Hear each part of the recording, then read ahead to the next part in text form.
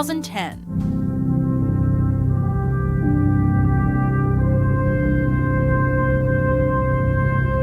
Also known as 2010, the year we make contact, this sequel to Stanley Kubrick's classic 2001: A Space Odyssey is likewise based on Arthur C. Clarke's writing, but doesn't get nearly as much attention as it deserves. What about it? We know that sequels are often terrible, but this is definitely an exception to the rule. American and Russian astronauts head to Jupiter, trying to understand what happened to the first ship that attempted the mission, and what went wrong with the sentient computer, HAL. Al, who the hell is sending this? I'm sorry, Dr. Floyd, I don't know. Not only is this film well acted, action-packed, and beautifully filmed, but it tackles a lot of mysteries that the original left conspicuously unanswered. Do you recognize these objects? Yes. They are identical in size and shape to the object you call the monolith. Number 9. Primer. You know that story about how NASA spent millions of dollars developing this pen that writes in zero-G? Did you ever read that? Yeah. How Russia solved the problem? Yeah, they used a pencil. This micro-budgeted movie is a complicated film that puts a lot of faith in its audience's intelligence. The premise is simple enough. Two guys build a time machine and try to use it to make money, but it becomes very complex in the telling. You're supposed to see, man, I'm not like that. I'm not into the whole destiny, there's only one right way. Babe, I'm not either, okay? But what's worse? You know, thinking you're being paranoid or knowing you should be? Primer delves deeply into all the classic time travel issues, like what happens if you change something in the past, or if you run into yourself in another time. So then, at that moment, since my double was on the way to the hotel room in my car, I had to take a taxi home. Like we said, the movie, written by a former engineer, doesn't dumb things down. And while it's a complex watch, it's worth it.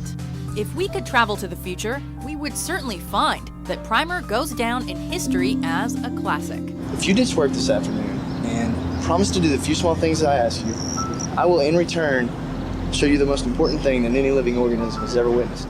Number 8. Heavy metal. Very few escape my grasp.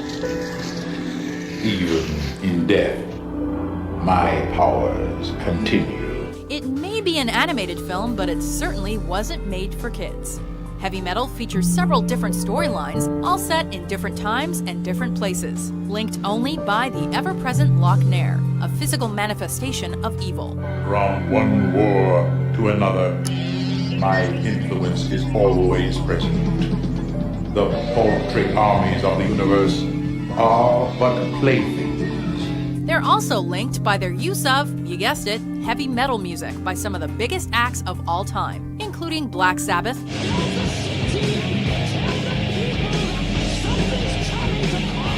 Blue Oyster Cult, and Sammy Hagar. Though this anthology film received mixed reviews at the time of its release, it has since developed a cult following. We figure that's at least in part thanks to its extreme violence, nudity, and sexuality. I've been programmed to be fully proficient in sexual activities. Do you want to go steady? Gee, I don't know. I already have a boyfriend. Number 7. Mr. Nobody. What was it like when humans were mortal? This artistic drama combines a great story with fascinating ideas and excellent cinematography, not to mention Jared Leto's stunning performance as Nemo Nobody, the last mortal human in the world. What did I do to deserve this? In a society where science has eradicated death and old age, Nemo fascinates the immortal humans that surround him. Mr. Nobody is 117 years old, and he has not been telomerized. And why not? He's a man with a past that's contradictory and jumbled. I'm sorry, I don't understand. Did you stay with your father or go with your mother? The movie was a bust at the box office, but has been steadily gaining viewership ever since. And not just among immortals. It's a story about choices and time, emotionally weaved together by great acting and effects. I'm Mr. Nobody, the man who doesn't exist. Number 6. Silent Running. On Earth, everywhere you go, the temperature is 75 degrees. Everything is the same. All the people are exactly the same. Imagine a live-action version of WALL-E made for adults, and you've got something pretty close to Silent Running. You will answer to the name of Huey. In the film, plant life can no longer grow on Earth, and the last samples are now housed in spacecraft orbiting Saturn. What happens when the crew, including including botanist Freeman Lowell, are ordered to destroy the last remaining greenhouses in order to make room for standard cargo. Freeman disobeys, of course, and teams up with 3 drones named Huey, Dewey, and Louie to protect the last forest at all costs. I don't care about your schedule. You are not using those things in my forest. Listen, I ain't got time to argue. Now move! You're not gonna do it. Okay, we know that environmental destruction is a common theme in science fiction, but rarely is it presented as compellingly as it is in this movie. We sure got our work cut out for us. But I think that the 3 of us together, as a team, we can manage okay. Number 5, Equilibrium. But I, being poor, I've only my dreams. Emotion and art are so threatening to the leaders of society in Equilibrium that they're illegal. Taking no chances, the leaders also force citizens to take drugs that suppress all feelings and artistic impulses. It has delivered us from pathos, from sorrow, the deepest chasms of melancholy and hate. That may sound a little familiar, but it's presented in a totally absorbing manner. It's real.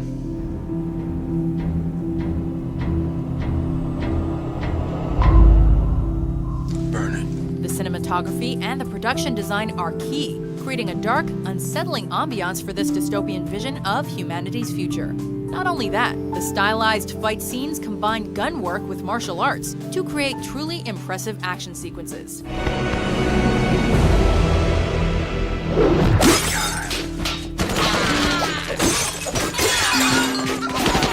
There's also an adorable puppy. What's not to like? Without love, without anger, without sorrow, breath is just the clock, ticking. Number 4, Strange Days. God damn it, you know I don't deal in snuff! Strange is a good word to describe this film's combination of rock and roll, cyberpunk, and odd drug addictions. But as it's directed by Catherine Bigelow with some writing, production, and editing work by her ex-husband James Cameron, it's strange in a fascinating, artistic, entertaining way. Are you beginning to see the possibilities here? Ralph Fiennes plays a small-time criminal who records people's memories and sells them on the black market. But he gets in trouble when he picks up the memories of various murders. He makes a scene on death, feeds off the reaction. He records it all. Everything. And gives it to you.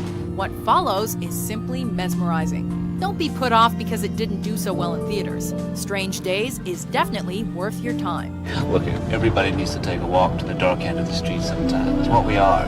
Now, the rest are out of line. Number 3, Existence. What precisely is the goal of the game that we're playing now? You have to play the game to find out why you're playing the game. Brought to us by body horror master David Cronenberg, this is another virtual reality film, but it's certainly not just another virtual reality film. Our real bodies. Are they all right? What if they're hungry? What if there's danger? The use of nightmare fuel organic material, like bioports and guns made out of bone and flesh, make it a truly creepy and thought-provoking movie. It's a mental thing. Helps me focus.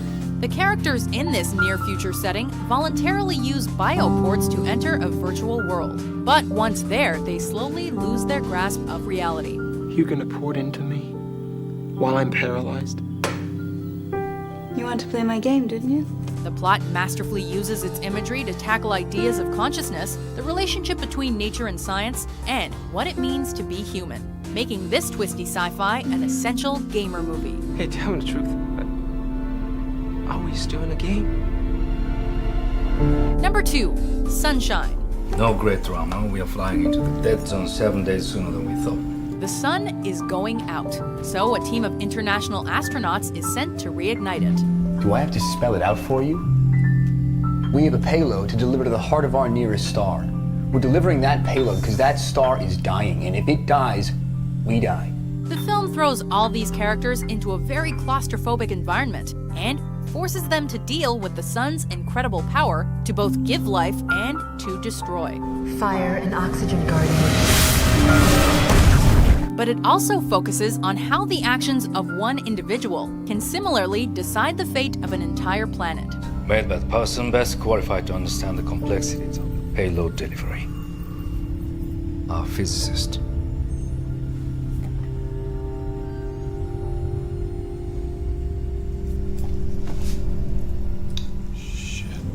The acting is great, the CGI is well done, and director Danny Boyle skillfully builds it all to a suspenseful and